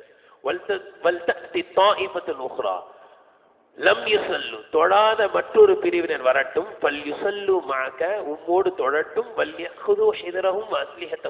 தங்களுடைய எச்சரிக்கை தங்களுடைய ஆயுதங்களை எடுத்துக் கொள்ளட்டும். காரணம் என்ன? வத்தல்லதீன கஃபரு, இறை நிராகரிப்பாளர்கள், நீங்க கொஞ்சம் கவனக்குறைவாக இருந்தால், அந்நஸ்லிஹத்திக்கும் அம்தியத்திக்கும், உங்களுடைய தளவாடங்கள் உங்களுடைய ஆயுதங்களை விட்டு நீங்கள் கவனக்குறைவாக இருந்தால், அலைக்கும் மைலத்தம் வாஹிதா, ஒரே தாக்குதலாக உங்களை தாக்கி விடலாம் என்று ஆசைப்படுகிறார்கள். எனவே எச்சரிக்கையோடு இருங்க, ஆயுதங்களை கையில எடுத்துக்கிறீங்க. வலா ஜுனாஹ அலைக்கும் இன் கான பிக்கும் அதம் மின் மதரின், ஆனால் மழை போன்ற ஏதேனும் ஒரு இடையூர் உங்களுக்கு ஏற்பட்டால், அகுந்தும் மர்லா, அல்லது நீங்கள் நோயாளிகளாக இருந்தால் அந்தமாவு அஸ்லிஹத்தக்கும், உடைய ஆயுதங்களை கீழே வைப்பதில் எந்த குற்றமும் இல்லை. என்னன்னு அர்த்தம்? மழை பொழிந்து கொண்டிருக்கும் பொழுது யுத்தம் செய்யணும்னு அவசியம் இல்லை. நீங்க நோயாளிகளா இருக்கும் போது யுத்தம் செய்யணும்னு அவசியம் இல்லை. ஆயுதங்களை கீழே வைக்கிறது குற்றம் இல்லைன்னு அர்த்தம். யுத்தத்தை நிறுத்திக் கொள்வதில் எந்த குற்றமும் இல்லை. அதே போல ஆயுதத்தை கையில தூக்கிக்கிறணும். மழை பெய்யறதுனால ஆயுதத்தை கையில பிடிக்க முடியலன்னா கீழே வச்சுட்டு தொழுவுங்க. சொல்லிட்டு சொல்றேன், எதிரக்கும் ஆயுதத்தை கீழே வச்சிங்க அல்லது யுத்தத்தை நிறுத்தி கொண்டீர்கள் அப்படின்னு அர்த்தம் வச்சாலும் அல்லாஹ் சொல்றோம், எதிரக்கும் முன்னெச்சரிக்கை நடவடிக்கையை நீங்கள் கையில் எடுங்கள். யுத்தம் நடக்காட்டி கூட எச்சரிக்கையாவே இருக்கணும், ரெடியா இருக்கணும். எவ்வளவு அழகா சொல்றான், இன்னல்லாஹ அஅத்த லில் காஃபிரீன அஸாபன் முஹீனா, நிச்சயமாக அல்லாஹ் இறை நிராகரிப்பாளர்களுக்கு நோவினை இழிவான வேதனையை தயார் செய்து வைத்துள்ளான். இது இந்த ஆயத்துடைய முடிவுங்க. இப்ப சில சட்டங்களை நாம இங்க தெரிஞ்சு கொள்ளணும். என்ன சட்டம் அப்படின்னா, ரெண்டு விஷயம் வந்திருக்கு. ஒன்று சுருக்கி தொழலாம் அப்படின்றது, அதுல சில மற்றொன்று அச்ச நேர தொழுகை. அச்ச நேர தொழுகையில உள்ள அந்த எப்படி தொழுவணுன்றது ஓரளவு தெரிஞ்சுக்கணும். அது நமக்கு ஏற்படுறதும் இல்லை. ஆனா சுருக்கி தொழுவது பயணத்துல நாமளும் பயணங்கள்லாம் போறோம். மெட்ராஸ்ல இருக்கவங்களை பொறுத்த வரைக்கும் மெட்ராஸ் சொந்த வீடு சொந்த ஊரே இல்லை. அடிக்கடி சொந்த ஊருக்கு போறோம், பிசினஸுக்கு போறோம், வரோம், சரக்கு எடுக்க போறாங்க, டெல்லிக்கு போறாங்க. அப்ப இந்த சுருக்கி தொழக்கூடிய சட்டம் என்ன அப்படின்னா, ஹனஃபி மதுஹபின்படி 78 கிலோமீட்டர். இவர் போற தூரம் 78 கிலோமீட்டர்னா அவர் பயணத்தை ஸ்டார்ட் பண்ணிட்டாருன்னு வைங்க, என்ன செய்யலாம்? சுருக்கி தொழலாம். ஷாஃபி மதுஹபின்படி 120 கிலோமீட்டர் பயணமா இருக்கணும். 120 கிலோமீட்டர் 78 கிலோமீட்டர்னா அந்த 78 கிலோமீட்டரை கடந்த பிறகுதான், அப்படி கிடையாது. பயணம் அவ்வளவு தூரமா, அதை நம்மளுக்கு கன்ஃபார்மா தெரியணும். பயணத்தை துவங்கி விட்டால் என்ன செய்யலாம்? பயணத்துல கஸ்ரு தொழுது கொண்டே இருக்கலாம். சரி, போற இடத்துக்கு போய் சேர்ந்துட்டோம். இப்ப அங்க போய் கஸ்ரா தொழுவலாமா தொழக்கூடாதா அப்படின்னா, இப்ப சட்டம் என்ன? போய் தான் சேர்ந்தாச்சே அந்த ஊர்ல அப்படின்னா, அங்கு 15 நாட்கள் தங்கக்கூடிய நீயத்துல போயிட்டாரு அப்படின்னா இப்ப என்ன செய்யக்கூடாது? அவருக்கு அது சொந்த ஊர் மாதிரி ஆயிடும். 20 நாள் தங்குற நீயத்துல போனாரு, சொந்த ஊர் மாதிரி ஆயிடும். அப்ப என்ன செய்ய முடியாது? இப்ப உதாரணத்துக்கு இங்க இருந்து சவுதிக்கு போறாரு, வேலைக்கு போறாரு. எத்தனை நாளைக்கு போவார் வேலைக்கு? 10 நாளைக்கு. ஒரு வருஷம் இருப்பாரு. அப்ப அது ஒரு வருஷம் ஃபுல்லா நான் பயணி, என் சொந்த ஊர் இல்ல, நான் கத்ரா தொழுகிட்டு இருப்பாரு. அப்ப என்ன அளவுகோல் அப்படின்னா, ஹனஃபி மதுஹப் 15 நாள், ஷாஃபி மதுஹப் 4 நாள் தான். ரெண்டு பேருக்கு 2 ஆதாரங்கள். 4 நாள் தங்குவேன் அல்லது 5 நாள் 6 நாள் அப்படின்னா அப்ப முழுசா தொழுவணும். இது மட்டும் இல்ல, ஒருத்தர் 2 நாள் தான் தங்குவேன்னு போறாரு. ஆனா அங்க உள்ள பள்ளியில அந்த ஊர் இமாம பின்பற்றினா அப்ப முழுசா தான் தொழுவணும். ஆச்சுங்களா? ரெண்டாவது, பெரும்பாலும் ஒரு சில நபர்கள் கேள்வி கேட்கக்கூடிய கேள்வி என்னன்னா, சொந்த ஊருக்கு தான் போறோம். எங்க ஊர் திருநெல்வேலி, எங்களுக்கு சொந்த ஊர் கோயம்புத்தூர், எங்க சொந்த ஊர் என்னது மதுரை, சொந்த ஊருக்கு தான் போய் இறங்குறோம். அங்கே எங்க அத்தா அம்மா இருக்கிறாங்க, 2 நாள் தான் தங்க போறோம். இப்ப நாங்க எங்க சொந்த ஊருக்கு போனாலும் கசுரா? சொந்த ஊராச்சே. இந்த கேள்வி ஏன் கேட்கறாங்க அப்படின்னா, சொந்த ஊருக்கு போயாச்சு, எனவே முழுசா தொழுவணும் தானே அப்படின்றதால கேட்கறாங்க. சொந்த ஊர்னா எது அப்படின்னா, நாம பிறந்த ஊருக்கு சொந்த ஊருன்னு சொன்னாலும் கூட இந்த இடத்துல ஷரியத்துடைய பார்வை என்னன்னா, நாம நம்மளுடைய எல்லா தேவைகளையும் எங்கு நிறைவேற்றி, எங்க சம்பாரிச்சு, எங்க சாப்பிட்டுக்கிட்டு, எங்க மனைவி மக்களோட தங்கிட்டு இருக்கோமோ அதுதான் இப்ப சொந்த ஊர். நம்ம அத்தாம்மா இருக்கிற ஊரு தான், மதுரை தான் சொந்த ஊர், திருநெல்வேலி தான் சொந்த ஊர். அங்கேயே போனாலும் கூட எத்தனை நாள் தங்க போறோம் என்பதுதான். இல்லைன்னா நம்ம யாருதான் பயணியாக அங்கு கசுறு தொழுவலாம். எப்ப? தனியா தொழுதா. பக்கத்திலேயே பள்ளியை வச்சுக்கிட்டு சில பேர் வேணும்னே வீட்டுல தொழுகிட்டு இருப்பாங்க. பக்கத்துல பள்ளி இருந்தா போய் என்ன செய்யணும்? அந்த இமாம் பின்பற்றி முழுசா தொழுவலாம் என்பதை புரிந்து கொள்ள வேண்டும். இதே போல பயணத்துல கசுறு எத்தனை? 4 ரக்காத்துகள் உள்ளது, 2 ரக்காத்தா தொழுகிறோம். ஷாஃபி மதுஹபின்படி 2 ரக்காத்தா தான் தொழணும்னு இல்லை, 2 ரக்காத்தாக தொழலாம். அவர் நினைச்சாருன்னா என்ன செய்யலாம்? 4 ரக்காத்தாகவும் தொழலாம். இப்ப இதுல 2 ரக்காத் தொழுகிறாங்கல்ல, அவங்கள நாங்க 4 அப்படிலாம் கிடையாது. பயணத்துல 2 ரக்காத் தொழுகிறாருன்னா அது எதுக்கு சமம்? 4 ரக்காத்துக்கு சமம். உதாரணத்துக்கு தயம்ல கூட சொன்னோம். அதாவது ஒருத்தர் தயமும் செய்யக்கூடிய சூழ்நிலை, உதாரணம் உடம்பு சரியில்லைன்னு வச்சுக்கிறோமே, ஒருத்தர் ஆரோக்கியமா இருக்கிறாரு, அவர் என்ன செய்வாரு? ஒளி செஞ்சு தொழுவார். இவர் என்ன செய்வாரு? தயமும் செய்வார். இப்ப இந்த இவர் தயமும் செய்து தொழுகிறார், இவர் ஒளி செய்து தொழுகிறார். இந்த ரெண்டு பேருடைய நன்மை ஒன்றா? தயமும் செய்து தொழுத தொழுகையினுடைய நன்மை, ஒளி செய்து தொழுகிறாரே அவருடைய நன்மையும் ஒன்றா அப்படின்னா ஒன்று. ஏன்? நமக்கு அல்லாஹ் தஆலா அதுக்கு ஆவுனா தயமம் செய்யக்கூடாது, அதுக்கு நான் சொல்லலை. சும்மா நான் தயமம் செய்யறது, சுடு தண்ணி வச்சு ஒளி செய்ய முடியும்னா ஒளி செய்யணும். அதாவது தயமும் செய்வதற்கு தகுதி தயமும் செய்கிறார். இப்ப ரெண்டு சமமா தான் பார்க்கணும். அதே போலதான் கஸ்ராக தொழுவதும் எதற்கு சமம் தான்? ஷரியத் கொடுத்திருக்கக்கூடிய அனுமதி. அதே போன்று இந்த ஸலாத்துல் ஹௌஃப், எதிரிகளுடைய அச்சத்தினால என்ன செய்யறது? சுருக்கி தொழுவது. எதிரியுடைய அச்சத்தினால என்ன செய்யறது? இமாம் ஜமாத்தை ஒருத்தங்களுக்கு 2 ரக்காத், இன்னொருத்தங்களுக்கு 2 ரக்காத் கிடைக்கிற மாதிரி, இமாம் மட்டும் 4 ரக்காத் தொழ வைக்கிற மாதிரி. இதெல்லாம் எதிரிகள் என்ற மனிதர்களுடைய அச்சம் மட்டுமல்ல, மிருகங்களுடைய அச்சம் இருந்துச்சு. சில நேரங்கள்ல இந்த இடத்துல இருந்து சிங்கம் திடீர்னு வந்து என்ன செஞ்சிடும்? பிடிச்சி தூக்கிட்டு போயிடும். வனப்பகுதியில் போய் தொழுறாங்க. அப்ப என்ன செய்யலாம்? ஒரு ஆளை நிப்பாட்டி விட்டு என்ன செய்யலாம்? சில பேரப்பா நீங்க பாத்துக்கிட்டே இருங்க சிங்கம் வருதான்னு அப்படின்னு கூட என்ன செய்யலாம்? ஸலாத்துல் ஹௌஃப அப்பவும் தொழலாம் என்ற சட்டத்திட்டங்களையும் இங்கு எழுதுகிறார்கள். கண்ணியத்திற்குரியவர்களே, இது சூரத்து நிசாவினுடைய 102வது வசனம் நிறைவு பெறுகிறது. 103வது வசனம் அல்லாஹ் தஆலா சொல்கின்றான், ஃபைதா கதைதுமுஸ் ஸலாத்த, தொழுகையை நீங்கள் பூர்த்தி செய்து விட்டால், நிறைவேற்றி விட்டால். இது எந்த தொழுகையை குறிக்குது? மேல எந்த தொழுகை வந்துச்சு? ஸலாத்துல் ஹௌஃப், அச்ச நேர தொழுகை, அதை தான் குறிக்குது. ஃபைதா கதைதுமுஸ் ஸலாத்த, அச்ச நேர தொழுகையை நீங்கள் தொழுது நிறைவேற்றி விட்டால், ஃபذ்குருல்லாஹ கியாமன், நின்ற நிலையிலும், வகுஊதன், அமர்ந்த நிலையிலும், வஅலா ஜுனூபிக்கும், உங்களுடைய விலா எலும்புகளில் ஒரு கழித்து படுத்த நிலையிலும் அல்லாஹ்வை நினைவு கூறுங்கள். ஏன் அல்லாஹ் இங்க அல்லாஹ்வை திக்ர் செய்ய சொல்றான், அல்லாஹ்வை நினைவு கூற சொல்றான் அப்படின்னா, இது அச்சமான நேரம். அச்சமான நேரத்துல அல்லாஹ்வை என்ன செய்யணும்? அதிகமா நினைச்சு பார்க்கணும் இல்லையா? இது இயல்பு கூட. நம்ம கூட நல்லா இருக்கும் போது சில சமயம் என்ன செய்யாது? அல்லாஹ்வுடைய நினைப்பு வராது. கொஞ்சம் தலைவலி வந்தா அல்லாஹ்னு கத்துறோம்ல, அப்ப என்ன அர்த்தம்?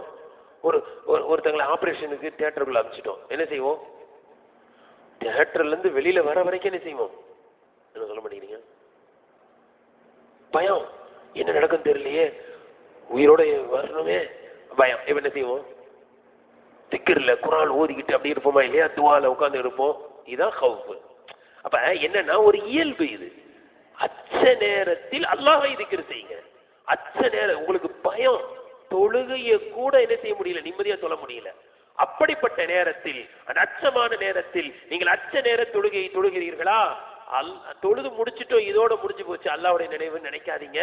அல்லாஹ்வை அதிகமாக நினைவு கூறுங்கள்.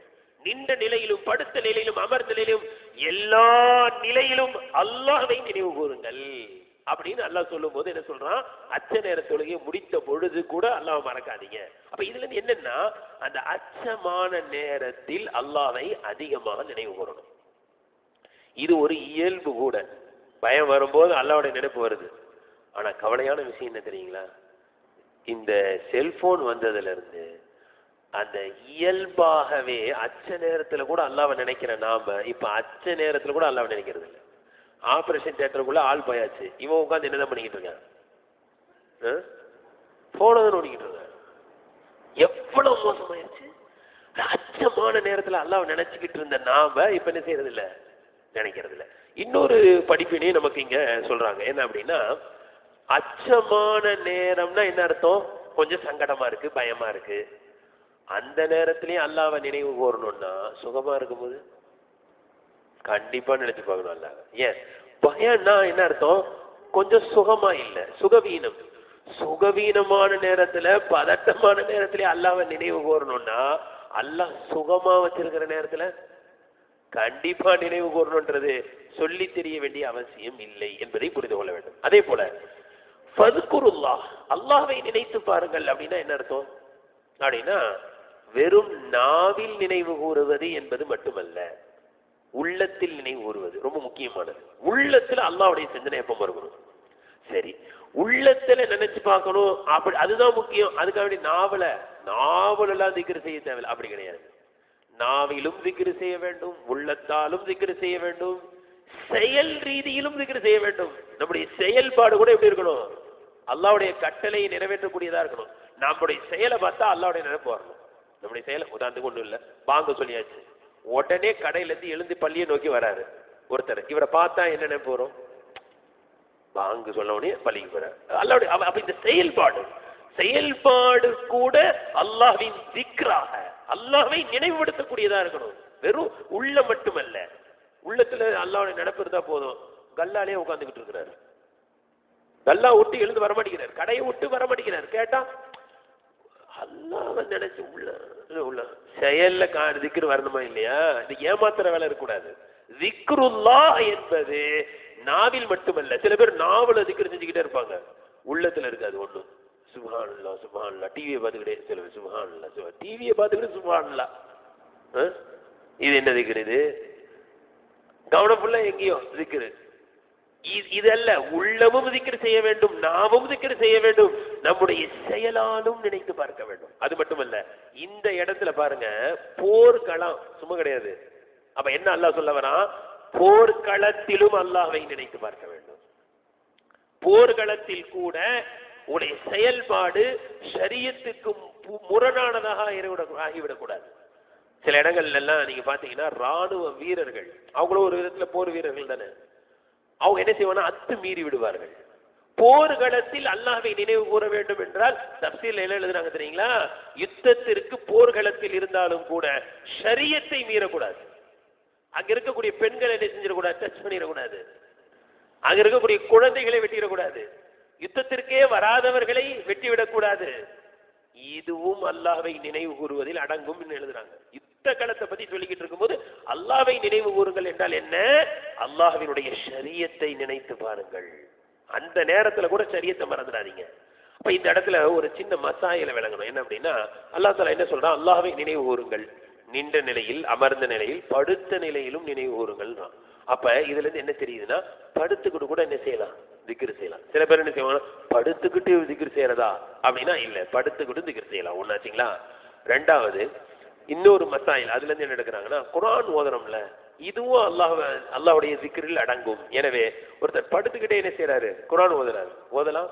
அல்லாஹ்வின் தூதர் ஸல்லல்லாஹு அலைஹி வஸல்லம் அவர்கள் அன்னை ஆயிஷா ரலியல்லாஹு அவருடைய மடியில் படுத்துக் கொண்டு இருக்கும் பொழுது கூட குர்ஆன் ஓதி இருக்கிறார்கள் என்று ஹதீஸ்ல வருது. எனவே படுத்துக் கொண்டும் குர்ஆனை ஓதலாம் என்ற மசாயிலையும் இங்கு எழுதுகிறார்கள். கடைசியாக இந்த ஆயத்திற்கு இப்னு அப்பாஸ் ரலியல்லாஹு அவர்கள் சொல்லக்கூடிய ஒரு முக்கியமான கருத்து, அதை சொல்லி முடிக்கின்றேன். இப்னு அப்பாஸ் இந்த இடத்துல என்ன சொல்றாங்க? அல்லாஹ் என்ன சொல்றான்? அச்ச நேர தொழுகையை தொழுது முடித்து விட்டால் நீங்கள் நின்ற நிலையில், அமர்ந்த நிலையில், படுத்த நிலையில் என்னை நினைவு கூறுங்கள். அப்படின்னா என்ன அர்த்தம்? எல்லா நேரத்திலும் என்ன மறந்துடாதீங்கன்னு அல்லாஹ் சொல்ல வரான். இதுக்கு இப்னு அப்பாஸ் என்ன சொல்றாங்க அப்படின்னா, அல்லாஹ் விதித்த எல்லா கடமைகளுக்கும் ஒரு நேரம் இருக்கும். நோன்பு ரமலான், ஹஜ்ஜுடைய சீசன் இல்லையா, தொழுகைக்கு நேரம் இருக்கு. ஆனா திக்ருக்கு அல்லாஹ் நேரத்தை வைக்கவில்லை. எல்லா கடமை, கொஞ்சம் கவனமாக கவனிக்கணும், எல்லா கடமைகளுக்கும் நேரம் இருக்கும். முடியாவிட்டால் அந்த நேரத்தை விட்டு விதிவிலக்கும் இருக்கும். உதாரணத்துக்கு யுத்த களம் என்ன செய்யலாம்? தொழுகை பிற்படுத்தலாம்னு வந்துச்சா இல்லையா? நேரம் குறிப்பிடப்பட்டிருக்கும், முடியாவிட்டால் விதிவிலக்கும் இருக்கும். இந்த வருஷம் ஹஜ்ஜிக்கு போக முடியல, டிராவல்ஸ்ல போட்டவங்களுக்கு முடியல, அப்ப அவங்களுக்கு என்ன விதிவிலக்கு? அடுத்த வருஷம் செஞ்சுக்கிறீங்க. விதிவிலக்கு இருக்கா இல்லையா? ரமலான்ல பயணத்துல போயிட்டாரு, அப்புறம் வைக்கலாமா இல்லையா? நேரம் குறிப்பிடப்பட்டிருக்கும், அந்த நேரத்திற்கு வைக்க முடியாவிட்டால் பிறகு செய்யலாம் என்ற விதிவிலக்கு இருக்கும். ஆனால் திக்ருல்லாஹ்வுக்கு நேரம் இல்லை, எனவே விதிவிலக்கும் இல்லை. முடியாது என்னால திக்ர் செய்ய, அல்லாஹ்வை நினைச்சு பார்க்க முடியாது, யாராலையும் சொல்ல முடியாது. என்னால நோன்பு வைக்க முடியாது சொல்லலாம், என்னால ஹஜ்ஜிக்கு போக முடியாது சொல்லலாம், விதிவிலக்கு இருக்கிறது. ஆனால் என்னால் அல்லாஹ்வை நினைவு கூற முடியாது என்று யாராலும் சொல்ல முடியாது. எனவே அல்லாஹ்வினுடைய திக்ர் என்பது மஜ்னூன் என்று சொல்லப்படக்கூடிய பைத்தியக்காரர்களை தவிர எல்லோரும் திக்ர் செய்ய வேண்டும். இரவிலும் பகலிலும், தரையிலும் கடலிலும், ஊரிலும் பயணத்திலும், வசதியிலும் வறுமையிலும், சுகத்திலும் சுகவீனத்திலும், ரகசியமாக பகிரங்கமாக, யுத்த களத்திலும் வீட்டிலும், எல்லா நேரத்திலும் அல்லாஹ்வை நினைவு கூற வேண்டும். என்று இந்த ஆயத்திற்கு இப்னு அப்பாஸ் ரலியல்லாஹு அவர்கள் கருத்து தெரிவிக்கிறார்கள். அல்லாஹ் தஆலா நம் அனைவர்களையும் எல்லா நேரங்களிலும் தொழக்கூடியவர்களாக அல்லாஹ் ஆக்குவானாக. எல்லா நேரங்களிலும் அல்லாஹ்வை நினைவு கூறக்கூடிய நல்ல அடியார்களாக அல்லாஹ் நம்மை ஆக்கி அருள் செய்வானாக. வ ஆகிரு தஅவானா அனில் ஹம்துலில்லாஹி ரப்பில் ஆலமீன். அல்ஹம்துலில்லாஹி ரப்பில் ஆலமீன். اللهم صل على سيدنا محمد وعلى آل سيدنا محمد وبارك وسلم عليه. ربنا ظلمنا أنفسنا